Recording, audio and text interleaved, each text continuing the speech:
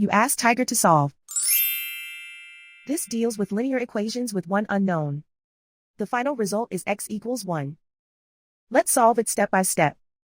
Group all constants on the right side of the equation. Subtract 15 from both sides.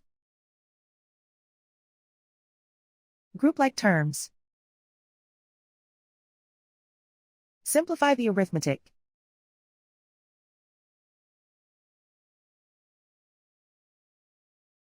Isolate the x. Divide both sides by -4. Cancel out the negatives. Simplify the fraction. Cancel out the negatives. Simplify the fraction. And so the final result is x equals 1.